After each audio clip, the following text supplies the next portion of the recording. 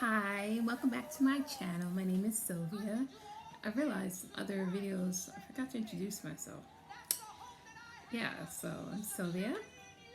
And I wanted to come out today and just share. I don't have any notes today, I'm just sharing from what's on my heart. I was on Facebook earlier, and you know how it has the memories. So this time last year, I was in Brazil. And that trip, it was a conference, but we also had the opportunity to do street evangelism. And it's one thing I'm passionate about. Um, so that was exciting. And one of the things, like I look back and I reflect, number one, I was just amazed at how God used me. He gave me words of knowledge for people, prophecy, encouraging them. It's I love one of the things too why I look forward to mission trips because I love being around like-minded people that are passionate about the same thing. The conference always with some heavy hitters. So just to be among greatness, like that conference was everything. So, but that was great. But one of the things too that really, really that I took away in the revelation that I got from it, God used me. God knows us. He knows the very number of hairs that are on our head. And I was the type of person that I love the background. Not that I like being in front, but I was good. I'm playing it safe, basically. I'm good where I'm at.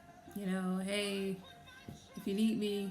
But other than that, I'm just was coasting, just even kill. And God pushed me out there. Two of the two examples that come to mind was we had prayed for the people. It was a conference, so there was opportunity to speak a word to people, to prophesy, to pray. So after all day, then they would feed us like, oh man, I had the best food in Brazil, Lord Jesus. It was some good times.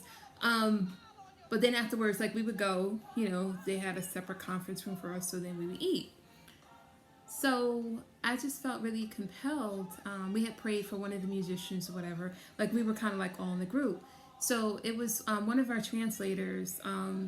He and his wife were trying for decades to have a child, and the Lord finally favored them. And his wife was like 8.5 months pregnant. And so I had asked, him if she had been prayed for, and I think he had said no. So I said, well, come over, we want to pray for her or whatever. So he told, he went over there and told her, and I noticed I was like, all right, well, maybe, I don't know, maybe whatever reason he didn't come. And so she was eating. I was like, all right. So by then the group kind of dispersed. Everyone kind of went their way. So I was, like I literally think it was like a half an hour later, he came up and was like, oh, you said you were going to pray for me. I was like, I ain't said I was going to pray. I said, we. Collectively, we. And that was like 2 hours ago. Like, where? But, sorry. I'm being silly. But, yeah, it was literally like 2 hours ago. Like, what happened? Everybody's gone. So his wife's belly was out to here. I can't be like, oh, well, everybody's gone. So the Lord told me, you pray for them. So I was like, okay, what do you want me to say? You know what I mean? So he just gave me, some words for them. And, it was outside of my comfort zone because, he pushed me. I'm like, no, I said we, not me. Why? Where is everybody? you know? But, like, he was just overwhelmed with the Holy Spirit. I just spoke a blessing over them. Like I said, I gave them a word from the Lord. And he was just so grateful. Okay, that was one incident. Another incident, we had our team was pretty big. It was like close to 60 or 70 people. And one of the members of the team had asked if I could pray for her. And I was just like, why? And I'm not saying not try to discount myself, but I'm like, you got these heavy hitters here. Like, you got these prophetess, why you want me to pray? Like, me? Why? So I kind of pushed her, brushed her off. I was like, oh, okay, I'll pray for you on the bus. Because, we had transportation back and forth to the hotel. So she said, okay. So we didn't get back till later. Anyway, so I thought she had forgotten. I told her I would pray for her on the bus. But by the time I got on the bus, she was sitting with someone else. So I was like, whew. So when he got into the hotel, she was like, oh, can you pray for me now? And I'm like, why? And I'm looking around again. Like, there's heavy hitters. Why do you want me to pray? And the Lord was like, I called you. Stop discounting yourself. That's a smack in the face. You know what I mean? So I prayed for her and I spoke a word, and she was just like, wow, everything you said is what I'm going through. You know what I mean? And the Lord had given me instructions for her.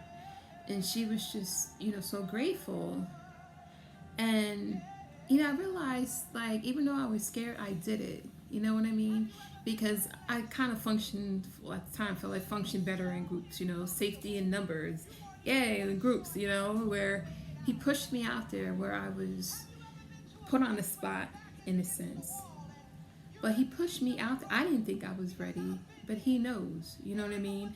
So I'm just coming before you today, as I look back and reflect a year ago, when I was in Brazil, that there are times where he's going to call you to do something, and will you be obedient? Sometimes you just have to do it afraid. Like now, like I was fine behind the scenes. I was fine watching. I had my little subscribers, and I'm fine behind the camera. And he was like, no, I want you to start making videos. And I'm like, say what? No, I'm good. But I was like, I don't want to. I'm always like, oh, use me, Lord, I'm your vessel. And then when he tells you, and then you're like, yeah, anything but that. Like, you can have this, you can have that, but don't touch this. So I would say I was afraid. Well, I guess I was not so much afraid, but uncomfortable. Like, I'm happy. Like, I take picture photography is my passion. I love capturing the moment. I like being behind still pictures. Like, yeah, I'm always ready. Like, geez, hey, But in terms of videos, like, this is so outside my comfort zone. Probably could tell, but but I want to be obedient. You know what I mean? And just know anything that he called us to do, he will equip us. I put my trust in him. And it's not about me. When you get caught up in, oh, I don't know, you're making it about you. It's not about me. You know what I mean? When you accept the call, and become saved, your life is not your own. I think people forget that part. Your life is not your own. So if he tells me to jump, how high? You know what I mean? So do what is it that the Lord is calling you to do or have told you to do, but you not doing it for whatever reason. You're coming up with excuses. Don't miss out on an opportunity to be a blessing. There's somebody that's waiting on your testimony. There's somebody that's waiting on your prayer. It's somebody that's waiting for you to intercede. I say this with love, but get over yourself. It's not about you. Look at the bigger picture. And I realized too, a lot of hangups I had about doing videos was, putting yourself out there. Obviously put yourself out there, makes either people make comments or, people are rude. Now I'm home training sometimes, but I can't focus on that. You know what I mean? I'm looking at the vision. I'm looking at what he's called me to do. And I know this is all part of my process. I think, catch my prior video, or two videos. I have a video, separate video on the process, but this is all part of my process. He's building. So I want to, be obedient. So I just want to come out here and encourage you today that whatever he's told you to do, that nudging in your spirit, because I'll tell him myself, but there's been times in the past, God told me to do something, and I'm like, no, I don't hear you.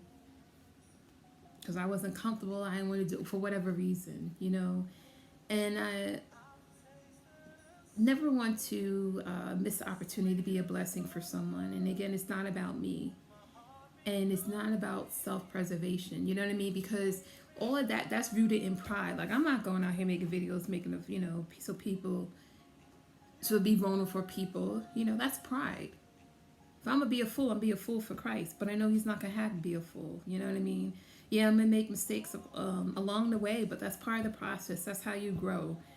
Most people don't start. When a baby starts walking, he didn't just get up and, oh, I'm walking now. No, he's fell a couple of times, several times, but I'm willing to take that risk because I know that God has my back, and if God be for me, then who should be against me? So will you take that same type of attitude, again, what has He called you to do? What was the last set of instructions that He told you? Be obedient. You might not see the reason why.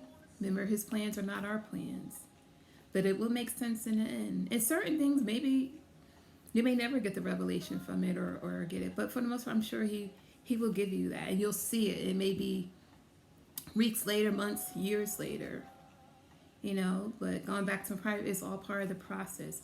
It's building, building, building. So whatever He's told you to may seem menial, right now, but look at things in its totality. There's a reason why, because He wants, in the end, He wants to bless us. He wants to be a blessing for others.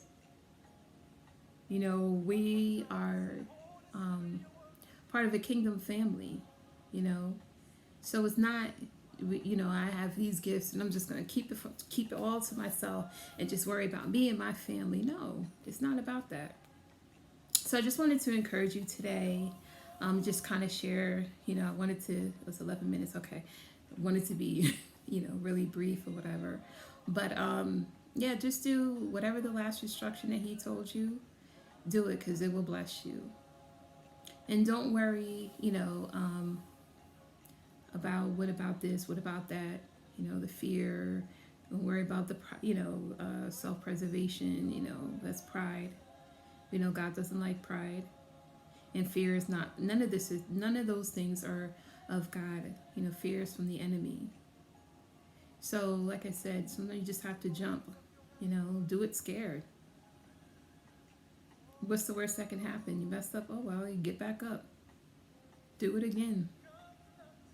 It comes with practice. So I just want to, just end with that, and I pray that this has blessed you. Don't forget to comment, rate, and subscribe. Also to follow me on, I have to get better with that, to see, I don't make mistakes, but follow me on social media. I'm on Facebook as Sylvia Grace. I guess I need to get active with Instagram. I haven't been on Instagram in a whole year. Well, follow me on Facebook for now. We'll worry about Instagram later. Oh, also too, follow me on Anchor, have a podcast. I'll be uploading some more podcasts to that as well. Also share, what you would like for me to do videos on. I share as the Lord leads me. I'm gonna be open to, if you have something that you would like for me to discuss, pray on it. But yeah, I'm interested in hearing from you. So I pray this has blessed you, and I look forward to coming out again and just sharing what God lays on my heart. Okay, good night.